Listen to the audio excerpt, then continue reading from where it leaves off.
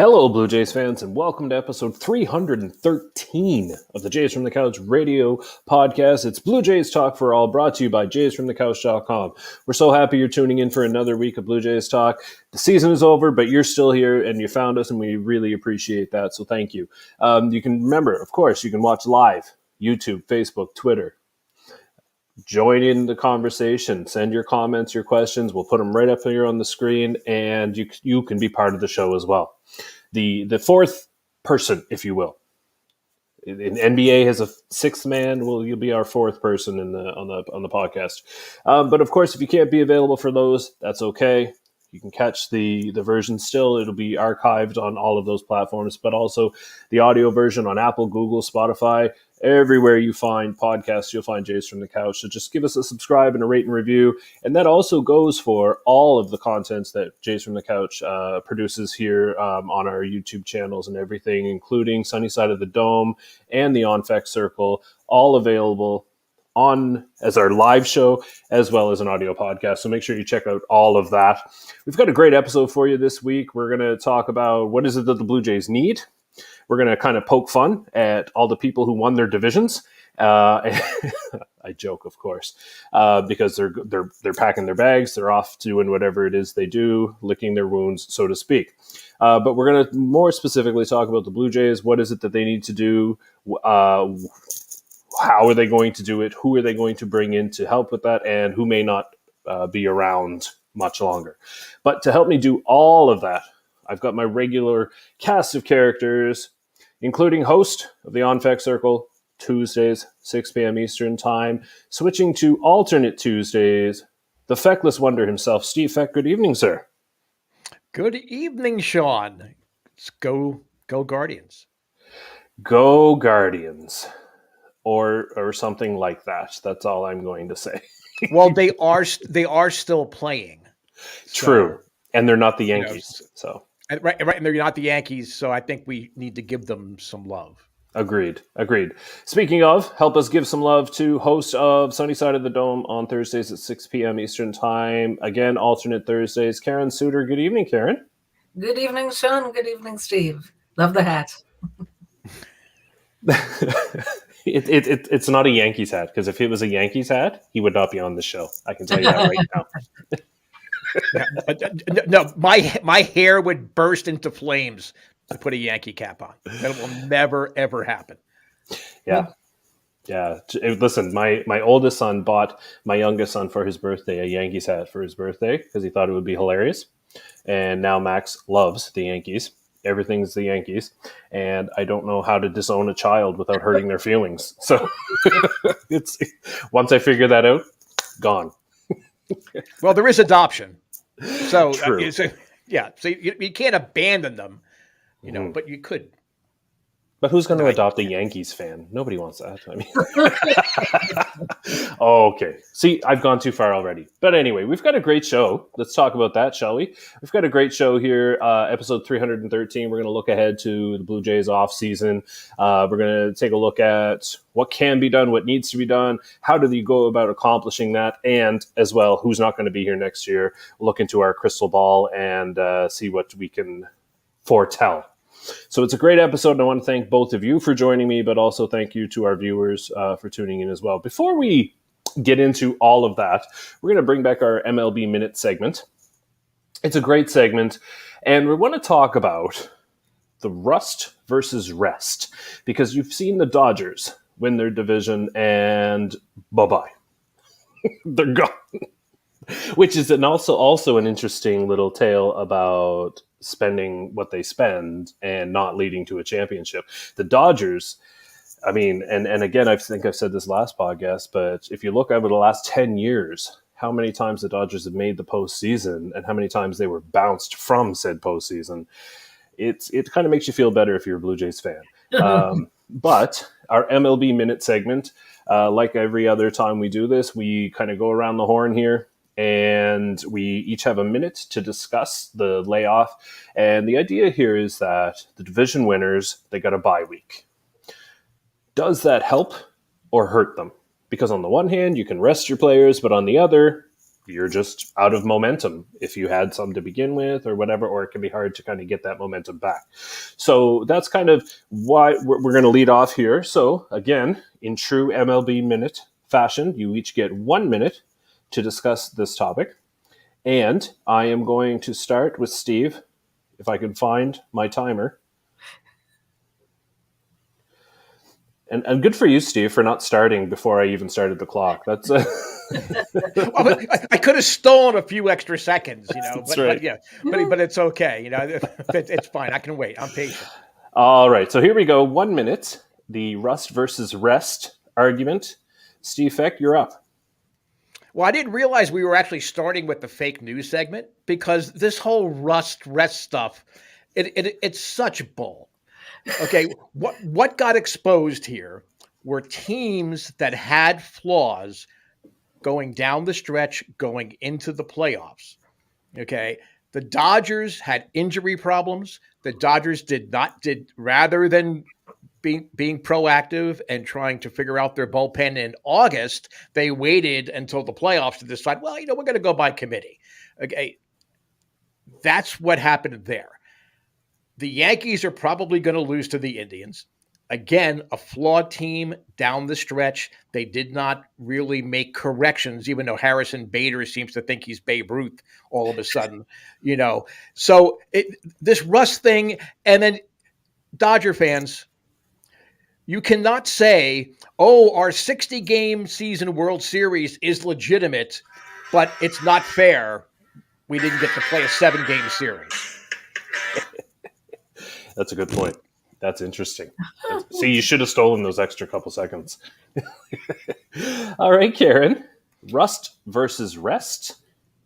Your 1 minute begins now. So I love the new playoff format. I love the fact that there are 12 teams that get in instead of 10. I think that's long overdue. And I love the fact that the wild card is no longer a one and done. It's a best 2 out of 3. Now, having said that, all of those extra games mean that the 2 teams with the best record in each league get a bye into the second round. And I wondered if the long layoff might actually backfire. It's a very, very small sample size so far. It's only the one season that they've done this, and one team that got the bye did advance, and that's the Houston Astros. But both the Dodgers and Atlanta, I'm wondering honestly if rust might be a factor, and myself, it's something that I'm going to watch over the next few seasons and see if it seems to me like a disproportionate amount of these teams that get the bye go by. And Nice. maybe they'll revisit the format after that if it looks that way. Mm-hmm. Steve's got some technical difficulties, and he'll be back here in a hot second. But we've got... Oh, my turn. 1 minute. Rust versus rest. Oh, there's Steve. There he is. All right, and I'll start. On the one hand, I really feel like the rest portion is really important, and I would love the chance, the advantage, I guess, of setting up your roster and really planning out, in particular, your pitching staff. I think that's the biggest advantage that you have there. And anybody who's banged up or whatever have you, if the Blue Jays had some time off, maybe Lourdes Gurriel would have been, and Santiago Espinal could have played bigger parts. Who knows? But here we are, regardless. Of course, if they had a bye, George Springer wouldn't have gotten hurt because they wouldn't have been playing that series anyway. But the layoff of a few days, that's more of a break in season than... There's only one other break like that, and that's the All-Star break. And you don't necessarily have to worry about the first game after the All-Star break and the pressure of winning and all of that stuff. So there is no break during the season that's this long, and I wonder if it's... I just wonder if it's too much of a break, that's all. So like you, Karen, I think I'll be looking ahead to future years and really kind of paying attention to how quickly teams get eliminated from the playoffs and whether that bye is actually a good thing or not. Yeah. Because excuse me, in the world of sports, in Major League Baseball, everybody wants that bye. You would think, but maybe after they see it play out, maybe not, right? Yeah. Anyway, it's a fascinating conversation. I really enjoy the whole looking at the sport itself and really kind of watching it play out and then deciding if, because there's all these new rules, right? The bigger bases and the this, that, and the other thing. And we can all speculate as to whether that would be a great addition or not a great addition or stupid or whatever. But until you see it play out, that's the real test, because though there are things like, for example, this new playoff format. I have to say at the very beginning when I heard it, I was like, I don't know, because of that layoff, the bye, but also putting the teams that finished lower at a further disadvantage. They're already at a disadvantage given that they're worse teams in theory, right? So, but when you really see them play out, that's when you can really, decide for yourself whether or not these are positive changes or not. Yeah. Oh, and we've been talking about the bye, but Steve, we weren't talking to you, so please do stick around with us. Well, you would think that the Blue Jays and Rogers would want to cut my microphone feed and not my audio feed, but I'm back. I can hear you guys loud and clear now. So Rogers screws it up again. Even when they intentionally try and mess with somebody like Steve, they can't do that right. So, anyway, but speaking of changes, the Blue Jays, they're going to go through some changes here over the next little while. Maybe not as many as we might think, but I will say Caitlin McGrath wrote up at The Athletic about this could be another big offseason for the Blue Jays. Maybe not free agent-wise, but certainly through trading. Through the trade market, which would be fascinating. And Steve would love to evaluate Ross Atkins at the end of this offseason if that's the case. But with that in mind, what do they need to do to take that next step? To go to the quote unquote next level? Because let's be real, the next level this time was an extra playoff game than what we saw in 2020, and obviously 2 extra games over last year, right? Because they didn't make the playoffs last year. So that was the next level, and it was really disappointing. So what is the next level after this? It's got to be a deep playoff run. It has to be. There's anything other than that would be a failure. So with that in mind, what is it that they need? And Karen, I'm going to start with you. With your I just wrote one word, pitching, ! But I'm going to allow you to explain and elaborate on that one. Yeah, I mean, pitching, please.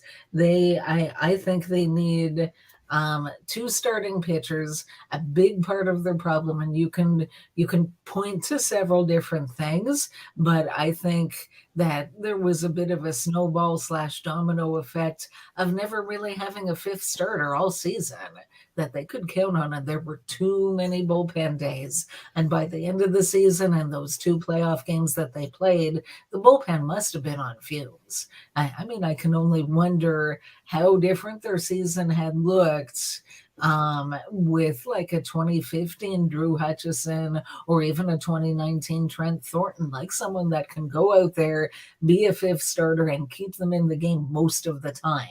However, so yeah, I want to see a 5th starter, and we need someone to replace Ross Stripling if he doesn't come back, or they can re-sign him, which I would love to see.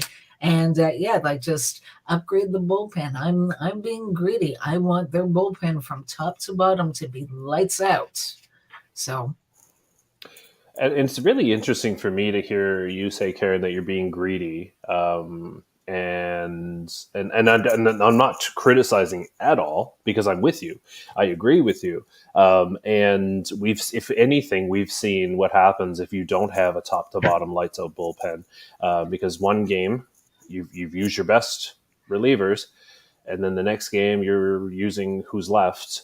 And no offense to those leftovers, but they're not the ones who went the day before, right? So I would tend to agree with you, Steve. When you listen to Karen talk about pitching, starting pitching in a bullpen, I mean, you can't argue, right? Well, no, I mean, I think it's obvious. And, the definition of lights out bullpen does not necessarily need to translate into everybody's throwing 97, 98. I think what Karen's really alluding to, and with through her tweets and through talking, off camera, is that she wants people that literally get the job done. However it is that she wants to see. So Zach Pop gets ground balls, fine. He does throw really hard, but his outs come on ground balls. That's fine. You want to have people you can count on and that execute their role game in, game out. Every pitcher's, especially relief pitchers, they're going to have bad outings, but you need to have people that you can count on top to bottom. And I think it's not obvious to say they need pitching, but there's reasons that they need pitching. Yeah, and I mean, really, I would argue that it is obvious when you look at what this team needs. Right, they have one of the better offenses in baseball, and we've seen defensively they've improved as well. But as Karen said, their rotation, the back half of it was non-existent, and of course their bullpen was just too inconsistent over the course of the season, and then of course into the postseason. So I would argue that it is obvious, but. That doesn't change the fact that is their biggest need. Except, Steve, you have another idea for what they need, and you said depth, and so I'll allow you to expand on that, because one of the things that I look at, and I look at the bench, and also not just the bench when we talk about depth, and I don't want to steal your thunder here, but maybe even just below. The major league level as well, right? So because injuries happen and whatnot. So fundamental to a championship is that depth. Go ahead, Steve. Well, I think it's time to stop buying into that. Well, we've got, the depth in our farm system, people that can come up and step into roles if we have injuries. We've been hearing that for 3 years now. And last year, it cost us a playoff berth. This year, it cost us an early exit. Ultimately, as Karen alluded to, prime relievers had to pitch way too often, probably than what in an ideal situation with that lights out bullpen where you've got people filling roles that are reliable. There wasn't anybody coming up from the farm system. I mean, people came up, like Casey Lawrence came up. There's a lot of players that came up, but we should have just left them there. I mean, we should have just used position players to pitch compared to who we were bringing up. And then for whatever reason, the guys that were effective were kept down. So maybe that depth should be depth of baseball intuition could be added to the front office, but let's focus on the field right now. They need to go out and not only make sure that the bench and the bullpen are there, they need to go out, whether it be through the Rule of 5, whether it be through other players that are included in trades. You have to have people that you can depend on that can come up and replace injuries. Starters aren't automatically relievers. I would think that Atkins would have learned that lesson already, but I think he's so comfortable in his coach on the analytics train. I don't think he's capable of looking beyond what the computer reports say a player is expected or could do. So it's just depth, not only on the bench, to make sure in case of injury, you've got an impact player that could step in, but also like a Whit Merrifield. I mean, that was a good acquisition. Whit Merrifield, he can play different positions. He's a veteran. He's been there. That was a good acquisition. We need more of those, and we need to have the depth in the minor leagues because injuries are going to happen. It's flat out, they're going to happen, especially to the pitching staff. And so far, major league quality replacements are not on the horizon. Now, 2 years from now, we're having a different conversation, but we need to get through next year and have a deeper run next year. So depth is where we need to go.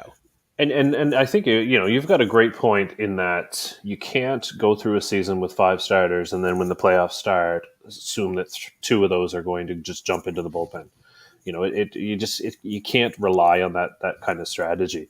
And if you have to, and you're paying Mark Burley $18 million to not play in the postseason, so be it. Right? Like, what are you going to put Mark Burley in the bullpen? No, you're not. I would have had him come out of retirement and pitch. It couldn't possibly be worse than some of the left-handed options other than Matt Gage and Tim Mesa that they use. So yeah, I would have put Burley in the bullpen, sure. But you're right. You're absolutely right with that. And I don't know. I'm really trying to rationally look at it and say, what are they thinking? And I literally can't figure it out. Yeah. Well, and maybe, maybe the front office will have seen the season play out and they'll come to the same conclusion that we have, which means we could do their job. So that's what I'll sarcasm completely. Just so Velvet could do Ross Atkins' job. Now, 1 WAG for free agent, 2 WAGs for trade. Velvet would be a much better general manager. Different show, though. That's for a different show. and she's too cute. A general manager couldn't say no to her. So that's even better. Even better. Although she's going to give up Alejandro Kirk for a can of tuna or something. So we got to be careful. So lastly here, what did they need to take the next step? My answer is sort of similar. I think how you accomplish leadership, and I'm after leadership here this offseason, and I think how you do that is probably through the depth that you talked about, Steve. But I think it's just what became so obvious to me was the fact that this team, they gel, they get along. That's no problem. Vladdy and the crew, they do a great job of making people feel happy and having fun and all of that stuff. However, what I'm afraid of is that they don't know how to win when the pressure's on. They're very talented. They're uber talented. Yet when the pressure's on and they have to win, you can see them kind of struggling with, I don't know what to do. Right. And I watch it on my students all the time when they don't know what to do. I recognize the look, you know what I mean? And that's what I saw. And so for me, I would love to see Toronto go after, even if it's a Jackie Bradley Jr. Or as much as I hated a Christian Vasquez, somebody with experience, some World Series experience to come in and calm everybody down, but also impart at the beginning of the season, this is how you need to work. This is what you need to do so that when the time comes, you're not struggling, you're not working, you just do what you've always been doing. And so for me, that leadership component is so very important. And I find that sometimes you're going to accomplish that through bench pieces, really.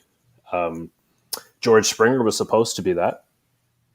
And I think to a certain extent and to a certain degree, he has been a leader. I'm not criticizing him at all. What I'm seeing is the team as a whole, they kind of need that kind of mentorship from somebody who, like Springer, who has done it before. And this is the first time I ever would have said that, because Steve, on the podcast, over the last few years, we've always said, you in particular have always said you need somebody with that experience. And I've always said, yeah, okay, that'd be nice, but it's not necessary. But now, watching this postseason, I'm seeing, the value of what you're saying there. There's got to be somebody to take control. And what it is it can't be concentrated just on 1 or 2 players. Right. So you have George Springer, who I dare anybody to come up with actual proof that he is not a positive impact as far as keeping people calm, giving them perspective, sharing his playoff knowledge. Whit Merrifield, again, filled in that role. But what you're seeing happening is that if Springer is out or it's just George Springer, Now suddenly Bo and Vladdy seem to be putting too much on their shoulders. They're pressing a little bit too much. I mean, it's hard to see with Bo Bichette because I'm sure he wakes up swinging at pitches. But it just seems that he was even more aggressive in the playoffs than he normally would be. And I think at times Vladdy has tried to be last year's Vladdy when all he needed to be was this year's Vladdy. So it's a trickle down effect, and certainly on the pitching staff. When Alek Manoah is your most calm, rational pitcher, that's like saying I'm the most calm, rational person on Jays from the Couch. We all know that's not true. I love Alek Manoah, but I mean, you can't have an Alek Manoah emotional type be the only guy. Even in the bullpen, I think Romano and Meza do their job, but they're not the veteran presence that speaks out. I thought David Phelps would be more of that, but again, it goes back to what we've all been talking about. We need to add more pitchers. With more quality pitchers, you have more leadership and you have more experience and you have people comfortable in their roles. Same thing with the bench. So it's easy to talk about stats and analytics and look at it and say, well, of course, this or that. There's no real measuring stick with leadership other than literally what they do on the field that we all can see and what happens in the clubhouse and on the planes, sitting down with someone that's struggling. Those are things we don't see, but you need to have that. And I think you're right, Shaun. I wouldn't say that it's not there. It's not in enough supply to take this Blue Jays team, as talented as it is, to the next level. Right. And George Springer may be that great leader, but not everybody is going to respond the same way to the same person. Right. And so I agree with you. I think and it's not fair to put all that on one person. George Springer is going to show everybody how to win a World Series. That's just ridiculous, obviously. Right. But I do believe that leadership is something that they've got to focus on. And now that I think maybe I was about to say, I believe that the front office is kind of cluing into that. That's why they brought in a Jackley Bradley Jr. But I hesitated because I don't know if that's what they're going to be. They're going to put a premium on that leadership, the qualities, the personal qualities, or if there's Karen said, they're just going to, go get the top to bottom, shut down arms and to hell with it. And whatever happens in the postseason happens. Who knows? We'll wait and see. But that leadership to me, so important. Anyway. But when you bring in new people, if you bring in new people, that means other people have to go, right? And there may be some people on the roster right now every winter around November-ish. The rosters get trimmed down. There's the Rule 5 draft. Then there's people who get designated for assignment. They're released or whatever have you. So we thought what we do is kind of try and look into our crystal ball and think about who is it that will be gone next year. And even though the Blue Jays need pitching, I'm going to say Trent Thornton, he of the pitching depth, is gone. He seems to have found his way. 2019 Trent Thornton? Yes, sir. I would take that all day, every day. And is that because he had everyday playing time? Who knows? I'm not going to get into that at this point. But right now, he seems to have found himself kind of in purgatory a little bit, the lost man. And I can kind of see them saying, you know what? It's been fun, Trent, but we'll have to wish you well. Or, you know what, we'll release, cut our ties and then you can come back on a minor league deal or something like that. But Trent Thornton, I think for me, is one. There may be a couple of other pitchers, but one pitcher who I don't see coming back. Karen, what are your thoughts on Trent Thornton? Yeah, I mean, you more or less covered it, and it's too bad because To me, in 2019, he looked quite promising. And in fact, there was a Twitter post about his last, I don't know what, 8 or 9 starts, and he had some pretty good stats. And I wondered, is this someone who could break out in the future? And unfortunately, since then, his career seems to have taken a U-turn. And he's too inconsistent. So assuming that the Jays want to add, be that protecting certain Rule 5 eligible players, maybe drafting 1 or 2 from another team, or all the other ways, the free agents, the trades, I could see Thornton being left off the roster, and I don't know if another organization would claim him or not. Right. Yeah, that was going to be my question to you, Steve. Like, if the Blue Jays decide that they don't have room on their 40-man roster for him, do you see another team picking him up? Like, is it like when I say they're done and he's gone, he won't be back? He very well could be back on like a minor league deal, right? So, do you see that? How do you see that playing out with Mr. Thornton? Well, in theory, he could come back if he is released on a minor league deal, but do you really want to do that? We've talked earlier in this podcast, and we've talked, I would say, for a good part of the season about the 5th starter. The fact that Trent Thornton was never even considered really as a regular contributor in that spot tells you all you need to know about how the Blue Jays look at him and what his future is. He's AAA depth, I guess. I can see another team that, like the Pirates or the Reds that are desperate for pitching, adding him. Trent Thornton seems to be a guy that would go to Oakland and somehow suddenly become, the new Chris Bassett or Sean Manaea. They seem to find guys like that, and I can see where the analytic geek would look at Trent Thornton and say, this could happen. This could happen. And I think that's what the Jays have been saying since 2019, but it didn't happen, and I don't think it's going to happen. So yeah. Well, and the real issue is that the Blue Jays can't afford to wait around for it to happen, right? Like that's the reality of the situation here. Looking into the crystal ball, Karen, who will not be back? Right. So yeah, I mean, there's a number of candidates. For anyone who doesn't know, the Blue Jays have 3 players that are free agent eligible now that their season is over. So Russ Stripling, that's been talked about to the nth degree.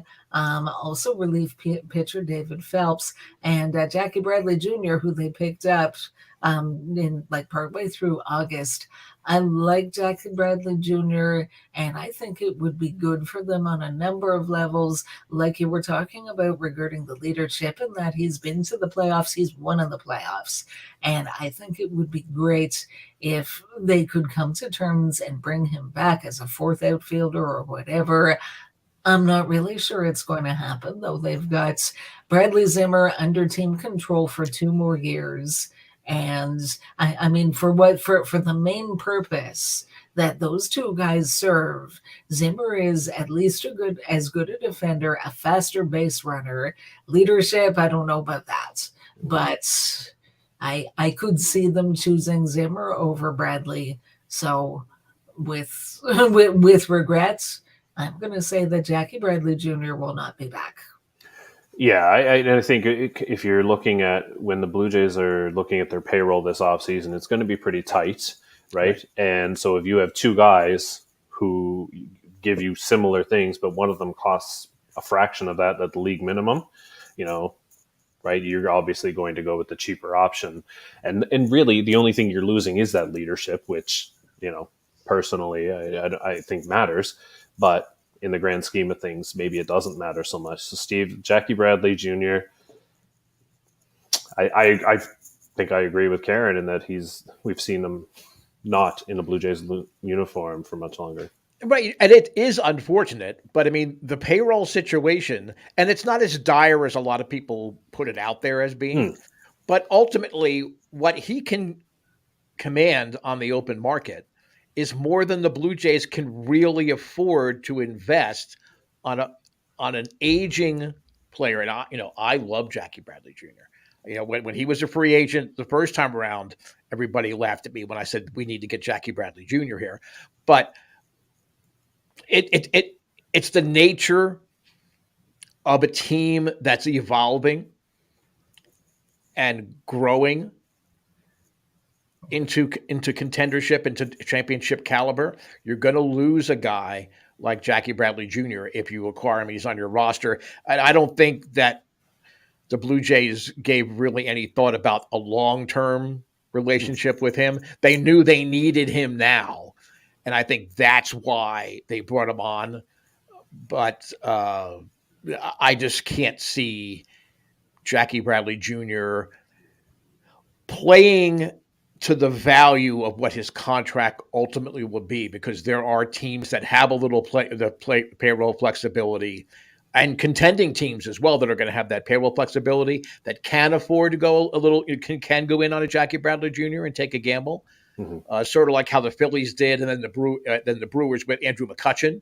They paid him at the level of what he used to be when he was an MVP, but ultimately they knew what they were getting, but they had the payroll buffer to be able to do it. The Jays don't have it.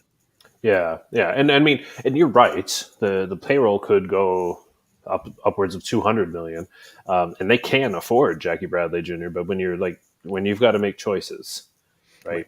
Yeah, that's unfortunate for him, for Jackie, because he's going to be on the wrong side of that choice.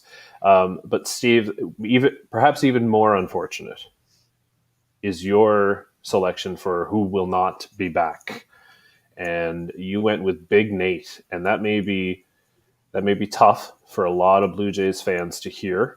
It may be tough for the front office to hear, because it means they may have to kind of give up on him, or it means that another team is willing to take a chance on him. But Steve, why is Big Nate not coming back? Because he may be the most valuable trade chip as far as coming off the roster as a pitcher that the Jays have. And the Jays are going to have to get creative on the trade market and maybe give up. And I don't think they would be giving up on Nate Pearson. I think they're just realizing, okay, his value potentially based on what we can bring back in a trade is going to be higher, and it's going to be more valuable to us as a trade chip than he is as a pitcher, whether it be a bullpen piece or whether he competes for the fifth starter. Now, he is pitching in the Dominican Winter League. Now, the good news is he has not gotten malaria yet, and he is not on the DL yet. Of course, they haven't started playing yet, but but what's that? Oh, yeah. So I guess that's positive. I'm glad. I didn't realize they started playing. I have to re-up my subscription just so I could watch it. But really, if you're trying to get that bullpen piece that Karen has alluded to, or that fifth starter in a deal, okay, you've got prospects, you've got guys off of your other roster, a Biggio or one of the outfielders. This is just theoretical. But if you suddenly say, well, what about Nate Pearson? There are going to be teams that are going to think we can fix him, or we can be patient enough with him. I worry that he'll end up with the Rays and he'll throw like 5 consecutive no-hitters all against the Jays. Bite your tongue. But those are the kind of organizations that I could see saying, we can go. And I know, Karen, I know, but I'm just saying, I think Nate Pearson is more valuable to the Blue Jays. And it hurts me to say that because my very first article for JaysFromTheCouch.com was about Nate Pearson. And I didn't break one of the commandments by making him an idol, but I came pretty close. Okay. So, I want Nate Pearson to succeed here, but I really think his value to this organization is going to be as that final piece in a big trade that's going to address the pitching and address the depth and address the leadership needs, you're going to have to give up something, and Nate Pearson might be the most practical piece to give up. And let's be real here. Like, Nate Pearson is nothing to sneeze at. If another team is getting Nate Pearson back, that's a pretty big piece. And I'm not just saying that because, we cover the Blue Jays and I'm familiar with Nate Pearson. I'm just saying, like, that's a big piece to get back, regardless of the fact that he's been injured and sick, and all of that stuff, right? Like, so it's a good return if he's part of it. And if you're right, Steve, if that is the piece that kind of puts a deal over the top, Toronto says, "Oh, I don't know," or the other team's like, "Eh," and then Toronto says, "Okay, we'll throw in Nate Pearson if it gets it done," something like that. That deal's getting done, right? Like, so you may be right. And do they have the time to wait for Nate Pearson? Is the other question. The context of where they are right now. It'll be fascinating. Really, there's not going to be, I don't feel like anyway, on paper anyway, it doesn't look like there's going to be a lot of turnover. But then you read things like Caitlin McGrath's piece at The Athletic talking about that it could be active, it could be huge, and there could be a big deal coming. And she, she mentioned Lourdes Gurriel and Teoscar Hernandez as being part of a deal. She mentions the Catching situation. Who knows? Who knows how it's going to play out? But if the Blue Jays are looking to make a move, we have a list of targets for them. We each took a trade target, a free agent target, and an internal promotion. So one from within, so to speak. And here, Steve, I'm going to let you go first, just because this, for our viewers at home, for some reason the font colors are a little different. So I'm going to let you go first so that you can just read them to everybody. So that.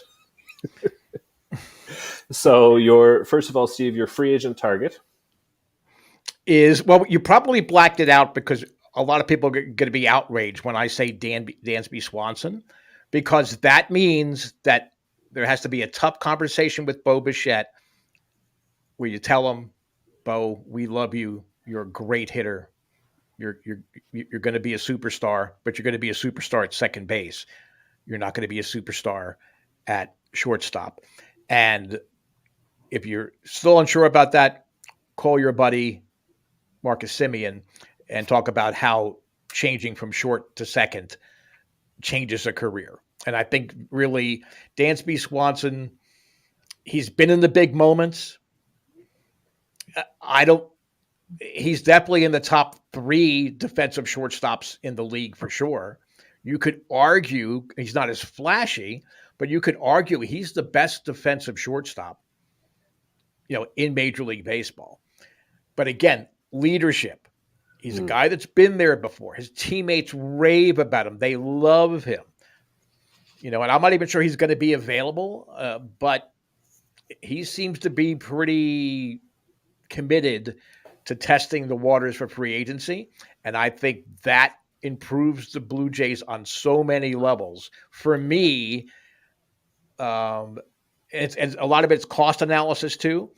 You're not going to get the value back on the free agent market with pitching. You need to address that through the trade market at this point. They've already invested what they could afford to invest in Barrios and Gausman. So now you need to get creative and trade for pitching and add to your depth that way. But you can still spend free agent dollars, get Dansby Swanson. And how does that improve the pitching staff? How does that improve, relievers in late innings that induce a ground ball and, Vladdy, unless he sprouts to like Shaquille O'Neal's size, he can't keep knocking every ball down at first base. You know what I mean? I mean, he's a big guy. He's not that big. So unless you put a pitch back at first base, you're going to have to ask Bo to move to second base. And if he's not happy, well, then at the end of when he becomes a free agent, he can make his decision then. But to get the Jays into the World Series, you sign Dansby Swanson. Now that's fascinating to me because I don't think the Blue Jays need to move Bo Bichette off shortstop. And despite what fans are like clamoring for, they can win a championship with Bo Bichette at shortstop. There's no question about that in my mind. However, when you add a player an impact player that makes the whole team better, you have to consider it. And so Bo Bichette has already said that if there is somebody better, he will move. He's already said that back when they were talking about Francisco Lindor. And I don't think when he was after the loss that they just suffered in the postseason, I don't see him changing that tune when they're this close. You know, I don't see him saying all of a sudden, no, I'm going to stay at shortstop. And if he does have an issue with moving to second and he's not going to re-sign, even if they win a championship, he wasn't going to re-sign anyway. So that's my opinion. You don't let one player hold a team hostage. That's my 2 cents on that. But you also have this is a fascinating one. I need you to explain your trade target. Well, I mean, on the surface, Josh Naylor would seem like, well, of course, yeah, bring him back home and all that type of stuff. Yeah. What we saw with that rockabye motion after his home run the other night, we would have our Joey Bats back. You need to have a player like that in your lineup. I'm going to avoid beating the old drum of that allows the Jays to move Vladimir Guerrero Jr. to the outfield and play Josh Naylor at first. Naylor can play the corners, okay? And despite the protestations of the analytics crowd, especially on Jays from the Couch, George Springer can stay in center field. He is not at the stage of his career that he has to play the corners. And I don't buy into the thing, well, if he's not playing center, it's less wear and tear on his body.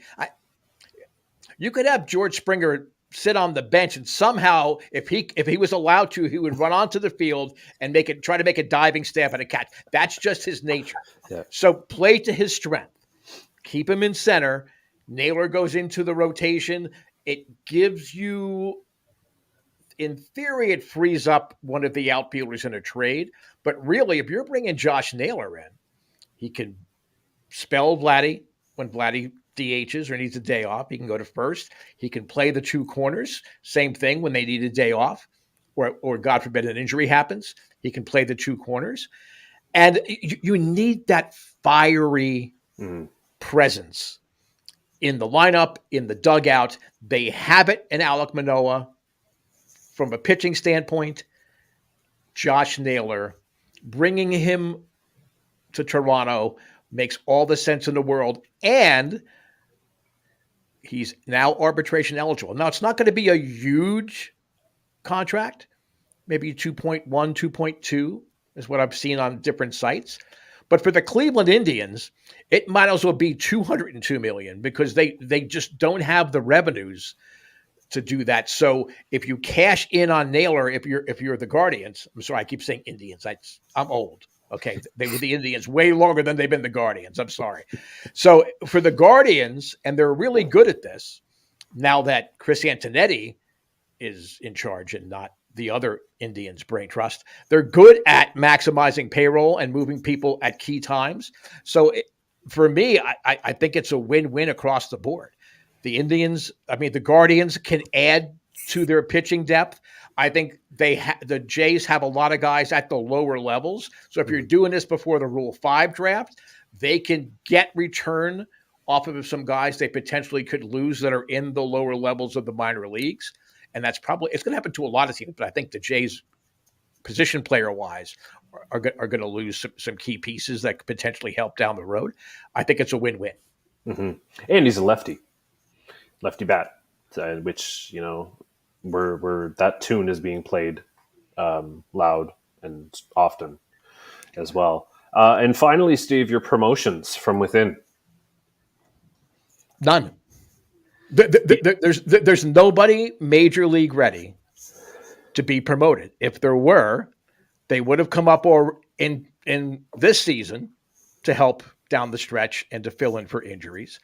And, from a pitching standpoint, we're probably a year and a half away from the really bigger prospects coming in and making a serious impact building that pitching depth that Karen alluded to earlier. Mm-hmm. So there's nobody. However, there is a Rule 5 draft, and just like the Blue Jays will lose players to the Rule 5 draft, there are pitchers that the Blue Jays can bring in that would allow them to not only have a future piece down the road, but somebody that has the poise and has the tools to come in, fill.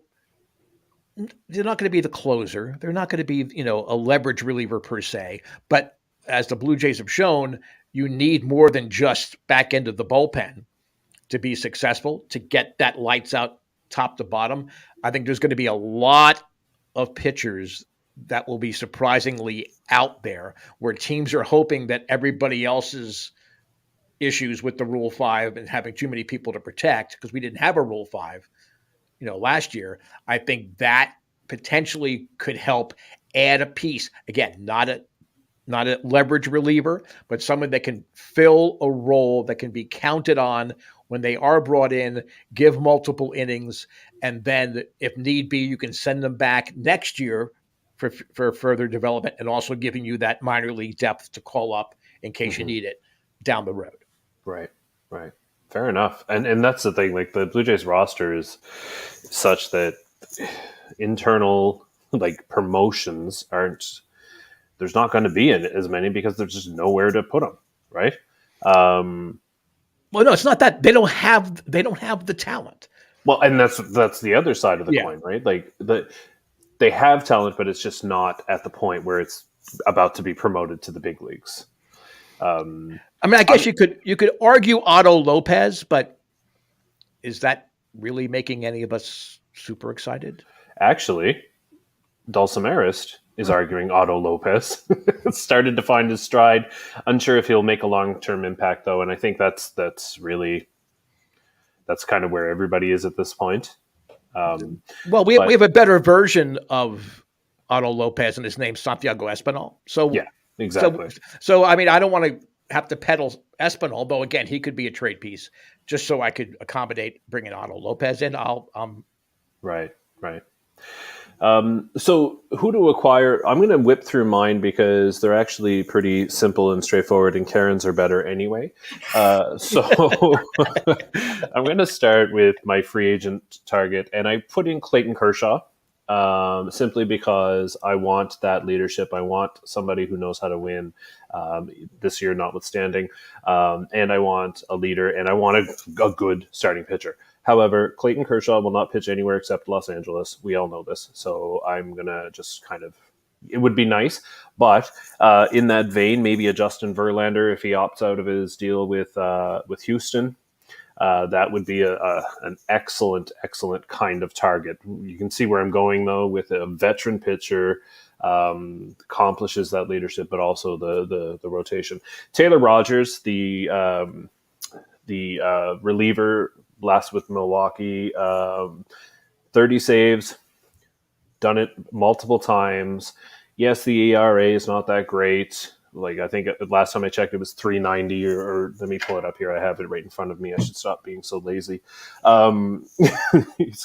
He's got it.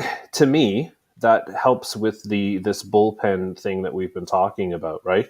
This depth here of effective relievers top to bottom. So we're looking at 2022.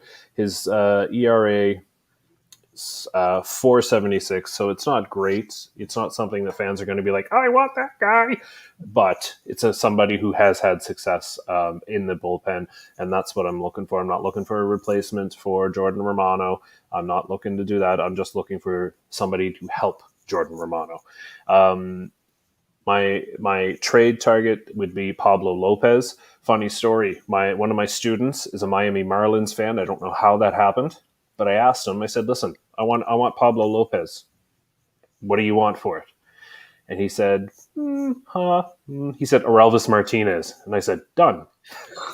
Next. Anyway, but then I said, since you gave that up so easily, what about Alcantara? And then he was like, I said, okay, Orelvis Martinez is on the table. And then he said, and I said, okay, how about Alejandro Kirk, the two of those? for Alcantara, and he said, and the shortstop? And I said, a shortstop? You mean who are you? He wants Bo Bichette as well. So this is what happens when you let 14-year-olds run a Major League Baseball team. Little big league. Exactly. However, but he's willing to make a trade. So yes, he is. Sign him up. That's true. I'm sure Miami would love to hire him if he's going to make that deal happen. But Pablo Lopez, a young, controllable starting pitcher, very effective at 26 years old. I think he would fit in well, not just now, but also in the future. And then the internal promotion, I put Gabriel Moreno. I think it might be time. How does that work? How does that look? I don't know. Because I said this today at our behind the scenes at Jays from the Couch, that there's a very real possibility that the Blue Jays could consider keeping all three catchers and use Moreno around the field, like they've done over the past few years in multiple different positions, right? And that's a possibility as well. So I have to be honest, mine aren't sexy names, but I feel like they would be certainly effective in making this team better. But Karen's, I really like yours much better. So we're going to go with you, Karen, your free agent target. Right.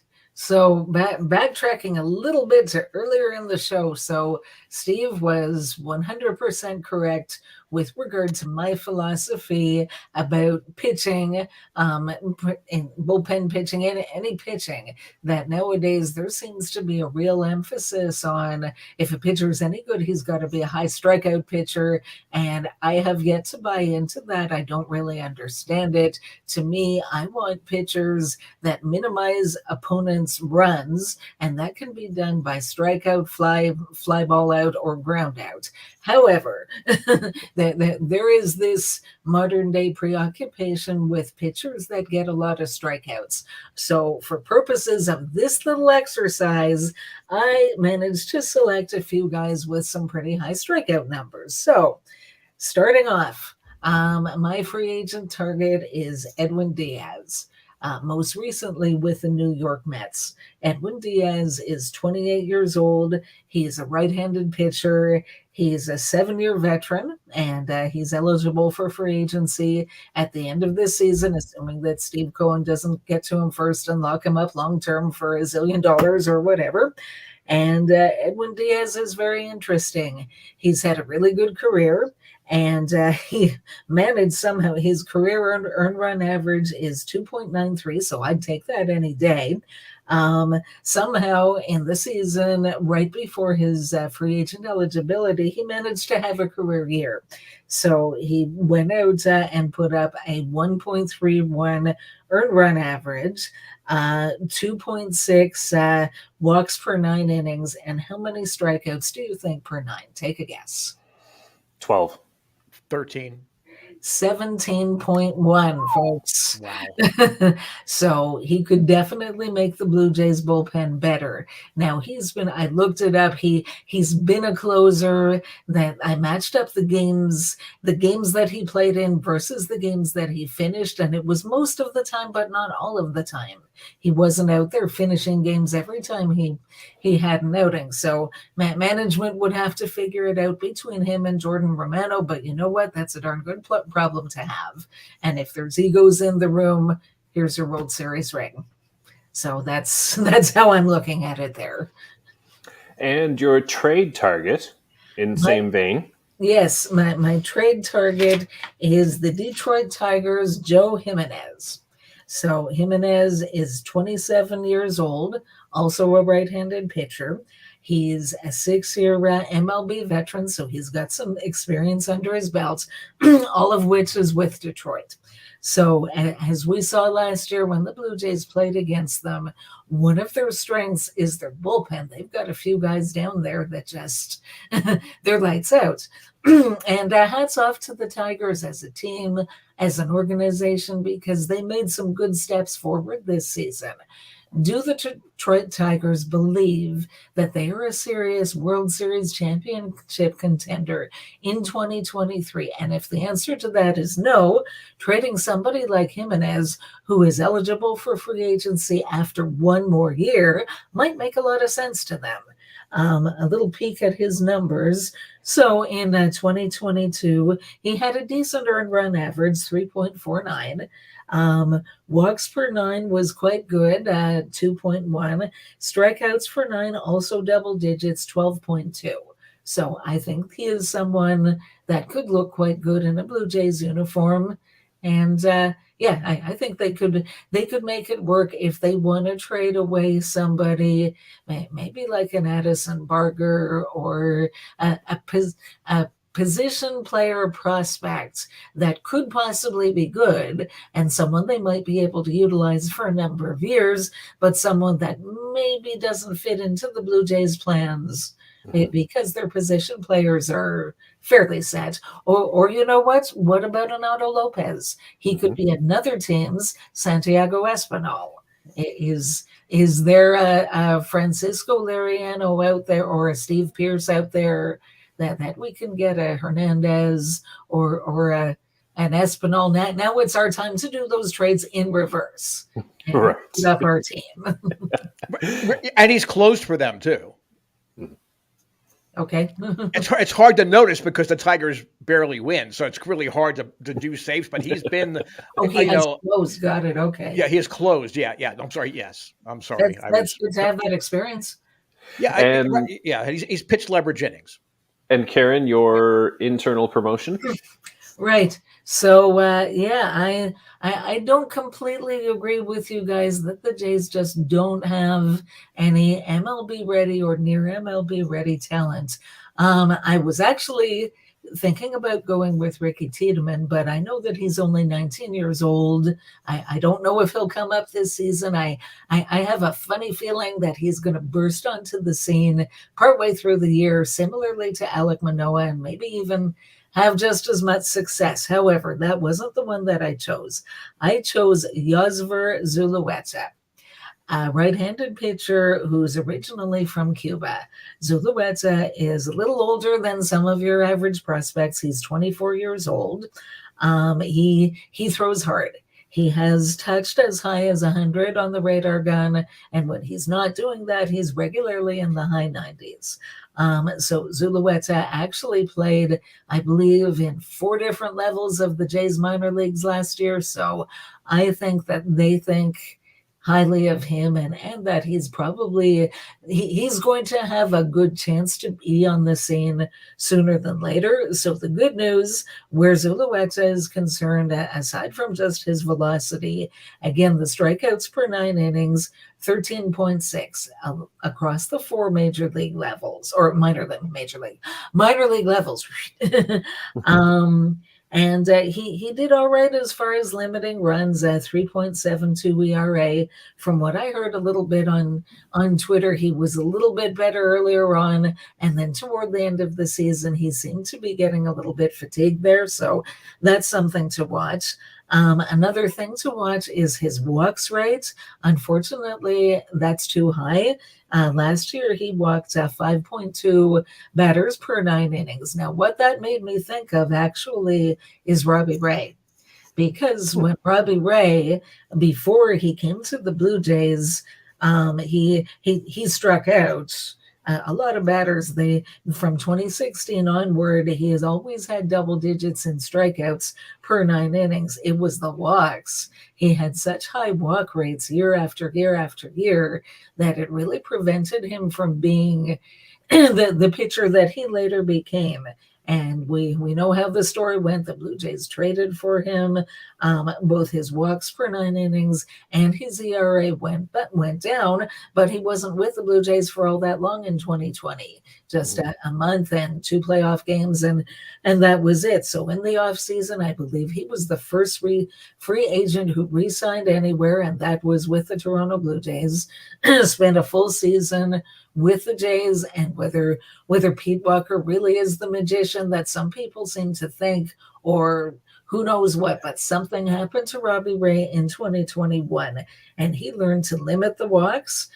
He had a very fine 2.4 walks per 9 innings to go with the strikeouts, and everything else that he did right in 2021. Got a Cy Young Award, got a big contract. It wasn't here with the Blue Jays, but the rest is history. So I can envision a similar path for Zuluweza. I'm sure he'll be invited to spring training, and I can see him and Pete Walker being like this, and him being a real project that's pitching coach as whatever it is, that's they'll be working with him to get the best out of him that they can sooner than later. So. Right. And Dulcimeris watching on YouTube says Zulu and Dan are exciting pitchers in the Jays farm system. Look for them sometime in 2023.